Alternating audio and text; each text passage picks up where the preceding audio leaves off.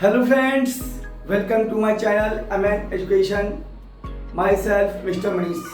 Please video को like, share, subscribe कीजिएगा, bell icon को ऑल पे रखिएगा जिससे आपको नोटिफिकेशन मिलते रहेगा हमारे वीडियो का। मैंने प्रीवियस क्लास के अंदर मांग या डिमांड होता क्या ये बताया था, डिमांड होते कितने तरह से के ये बताया था, साथ के साथ लॉ ऑफ डिमांड बताया था और causes of effect the demand को या मांग को प्रभावित करने वाले कारक बताया था।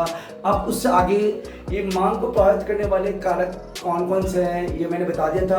अब एक एक पॉइंट लेकर हम उससे रिलेटेड हम लोग डिस्कस करते हैं, देखते हैं कि कैसे कैसे हमारी मांग को इफेक्ट करता है। सबसे पहला पॉइंट हमने बताया था प्राइस ऑफ द गुड्स, वस्तु की कीमत।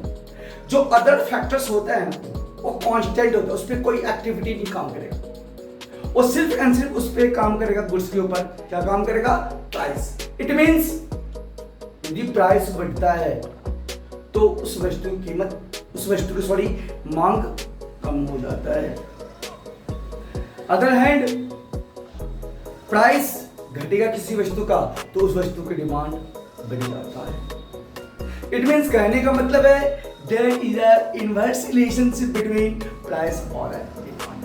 इट मींस आपको ध्यान से समझना चाहिए कि प्राइस और डिमांड के बीच क्या होता है बेटा, इनवर्स रिलेशनशिप होता है। और मैंने पहला पॉइंट लिखा है price of the goods, goods पे किसका इफेक्ट पड़ता है, प्राइस का सिर्फ, और अदर फैक्टर क्या होता है हमारा कांस्टेंट होता है, उस पर और किसी और फैक्टर का इफेक्ट नहीं होता है। फॉर एग्जाम्पल के तौर पे हम मान लेते हैं, मैंने कहा था एक्स और वाई, एक्स और इधर वाई। यदि मान लीजिए किसी वस्तु की कीमत स्टार्टिंग में 10 रुपये है तो उसकी डिमांड ना सबसे ज्यादा है 80 किलो। यहाँ पे मैंगो का एग्जांपल लेके देख लेते हैं। यदि कीमत 10 रुपये है, यहाँ पे लिख लीजिए, यहाँ लिख लीजिए प्राइस, एक्स प्राइस और मैंगो डिमांड, मांग। जब प्राइस 10 रुपये है तो डिमांड कितनी है, 80 किलो। जब प्राइस 20 रुपये है केजी पर केजी तो डिमांड हो गया 60 केजी। जब प्राइस 30 रुपये पर केजी है तो डिमांड हो गया हमारे पास 50 केजी। जब हमारे पास प्राइस 40 रुपीज है तो डिमांड हो गया हमारे पास 40 केजी मैंगो का। जब हमारे पास डिमांड प्राइस 70 रुपये है तो डिमांड हो गया, और जब प्राइस 100 रुपये केजी है मैंगो का तो डिमांड हो गया 0। इट मींस देख रहे हैं कि प्राइस हमारा बढ़ते जाएगा तो उस वस्तु की डिमांड कम होती, उस वस्तु की मांग कम होते जाता है। लेकिन यदि प्राइस घटेगा तो उस वस्तु की मांग बढ़ती जाएगा। It means there is inverse, inverse means क्या होता है, opposite. There is inverse relationship between price और डिमांड। प्राइस बढ़ेगा तो डिमांड कम होगा, प्राइस घटेगा तो डिमांड हमारा बढ़ जाएगा। ये पहला पॉइंट है प्राइस ऑफ द गुड्स। बात करने वाले दूसरा कारक हमने बताया था price of the related goods. अन्य सभी कारक स्थिर होने पे other factors are to be constant. जो संबंधित वस्तु है ना, एक वस्तु का प्राइस दूसरे वस्तु के डिमांड को इफेक्ट करता है। एक एग्जांपल को समझते हैं। यदि चाय की कीमत बढ़ जाता है तो लोग कॉफी पीना स्टार्ट करते हैं। यदि कॉफी की कीमत बढ़ जाएगा तो चाय पीना स्टार्ट करते हैं। इट मींस कहते हैं चाय और कॉफी क्या है, संबंधित वस्तु। हम लेके समझते हैं पेट्रोल और कार का। यदि पेट्रोल का प्राइस बढ़ता जाता है तो लोग कार परसेंटेज हटा देते, यार क्या कार खरीद, पेट्रोल का रेट तो बढ़ते जाएगा। लेकिन पेट्रोल का रेट, ईंधन का रेट गिरता जाएगा तो लोग बोलेंगे यार चलो यार कार ले ही लेता हूं। ये क्या है, डिपेंडेबल है। एक दूसरे पर डिपेंड करता है। यदि एक की कीमत बढ़ेगा तो दूसरे की डिमांड कम हो जाएगा, और एक वस्तु की कीमत बढ़ेगा दूसरे की डिमांड कम होगा, जिसे हम लोग क्या कहते हैं, संबंधित वस्तु की कीमत कहते हैं। नेक्स्ट पॉइंट हमने कहा था इनकम ऑफ कंज्यूमर।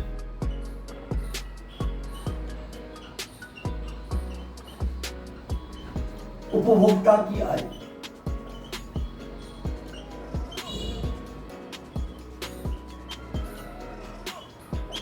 मांग को प्रभावित करने वाले तीसरा कारक क्या है, उपभोक्ता की आय। कंज्यूमर का जैसे जैसे इनकम बढ़ेगा, क्या बोला हमने, कंज्यूमर का जैसे जैसे इनकम बढ़ेगा उसकी डिमांड बढ़ते जाता है। यदि कंज्यूमर का इनकम कम होगा, कंज्यूमर में उपभोक्ता का इनकम कम होगा तो उसका डिमांड कम होते जाता है। फॉर एग्जाम्पल अभी कोरोना का दौर चल रहा था 2019 से लेके 2021 तक, अब फिलहाल चल ही रहा है। लोगों का इनकम कम हो गया है। जहां लोग 3 किलो दूध लेते थे, अरे यार थोड़ा कम कर लेते, हमारा इनकम कम हो गया, चलो था कम कर लेते हो, 3 किलो के 2 किलो। इट मीन्स इनकम कम हो गया तो डिमांड भी कम हो गया। इट मीन्स इनकम बढ़ता है तो डिमांड भी बढ़ता है। इनकम घटेगा तो डिमांड भी घटेगा। अब सपोज करो आपका इनकम बढ़ गया, पहले पैदल जाते थे, सोचा यार साइकिल लेता हूँ, क्योंकि आपकी इनकम बढ़ गया तो साइकिल ले लिया। और थोड़ी इनकम बढ़ गया, हम सोचते यार अब तो साइकिल से जा रहे थे, अब कोने में एक मोटरसाइकिल ले लेता हूँ, तो इनकम बढ़ी तो आपने क्या लिया, मोटरसाइकिल ले लिया। फिर आपने क्या सोचा, इनकम बढ़ रहा है यार, तो एक 4 व्हीलर ले तो मजा आ जाएगा, फैमिली के साथ घूम के आ जाऊंगा। इनकम बढ़ जाएगा तो आप क्या सोचते हो, एक कार ले तो आपकी डिमांड बढ़ते जाता है, मांग बढ़ते जाता है। इट मीन इनकम बढ़ेगा तो मांग भी बढ़ेगा। अदर हैंड इनकम घट गया, आय घट गया तो आपकी डिमांड और कम हो जाता है। आप पहले 4 व्हीलर से ऑफिस जाते थे, बोले यार हमारा तो अभी इनकम कम हो गया, आप क्या करते, चलो यार मोटरसाइकिल से ही चल देते हैं। पहले क्या था, इनकम बहुत ज्यादा था ना, अब इनकम कम हो गया तो सोचते यार डेली तो हम दाल मखनी शाही पनीर तो खाते हैं, अब सोचते इतना खर्च तो कर नहीं सकते, उसको क्या करते हैं, कम कर देते हैं। हम सोचते वाइफ को बोलते हैं ऐसा करो मैडम आज घर में ही खाना बना लो। इट मीन्स आपका इनकम कम होता है तो आपका मार्केट से रिलेटेड जो भी वस्तुएं हैं, जो भी गुड्स हैं, आप उसकी डिमांड को कम कर देते हैं। तो हो गया इनकम ऑफ कंज्यूमर। मैंने क्या कहा था, प्राइस ऑफ द गुड्स, वस्तु कीमत। दूसरा होता है price of the related goods, संबंधित वस्तु कीमत। तीसरा होता है इनकम ऑफ कंज्यूमर। और लास्ट बता रहा हूं मैं, टेस्ट एंड प्रेफरेंस, आदतें। एक बात समझिए, अन्य सभी कारक, ये जितने फैक्टर्स हमने इससे पहले बताया सब क्या है, स्थिर है। यहाँ पे फर्क क्या पड़ता है, आदतें, आपकी हैबिट्स। आपको टेस्ट लग गया है गोलगप्पे खाने का, करोल बाग का, तो क्या करते हो भाई, मोटरसाइकिल उठाया, दोस्तों के साथ बैठ के गोलगप्पे। मीन्स आपका टेस्ट है ना, आपको डिमांड को इफेक्ट करता है, मांग को इफेक्ट करेगा। इट मीन्स आपका अदर फैक्टर कौन, आपकी जो टेस्ट आदत है ना, वो आदत से लाचार हो, क्योंकि मुझे बाहर का खाना है तो आपकी डिमांड बढ़ जाती है, तो आज बाहर से कुछ खा के आता हूँ, चाहे कुछ भी खा लो। दूसरी बात, आपको पहनने की आदत है, कंपनी के जूते, कंपनी के कपड़े, तो आप क्या करते हो, अपनी आदत से लाचार हो। तो टेस्ट एंड प्रेफरेंस, आदत से लाचार हो तो क्या करते हो, सोचते यार चलो कैंटा पेंसिल शर्ट ले आता हूँ, रिबॉक के जूते ले आता हूँ। इट मीन्स आदत हमारा जो बन चुका है ना, उस आदत को नहीं छोड़ते। नेक्स्ट पॉइंट होता है other factors. Other factors, other factors का मतलब अन्य कारक। अन्य कारक में सबसे पहले पॉपुलेशन की बात करते हैं। किसकी बात की हमने, पॉपुलेशन, जनसंख्या। जिस सोसाइटी के अंदर, जिस समाज के अंदर बूढ़े लोग होते हैं, कौन से लोग होते हैं, बूढ़े अंकल जी लोग, वहां पे क्या होता है, दांतों का डॉक्टर जरूर होता है, कॉस्मेटिक दवाइयों का दुकान जरूर होता है। जहाँ पे बच्चे होते हैं वहाँ खिलौने की शॉप, लंबी चौड़ी खिलौने की शॉप लगे होते हैं, दुकानें लगी होती हैं, खेल कूद के सामग्री बिकते रहते हैं। इट मीन्स पॉपुलेशन, जिस एरिया में जैसा पॉपुलेशन होता है उस एरिया के अकॉर्डिंग उस एरिया में उसी चीज का डिमांड है। तो इट मीन्स कहने का मतलब है अदर फैक्टर्स जो हमारी डिमांड को इफेक्ट करता है। पहला पॉइंट बताया पॉपुलेशन।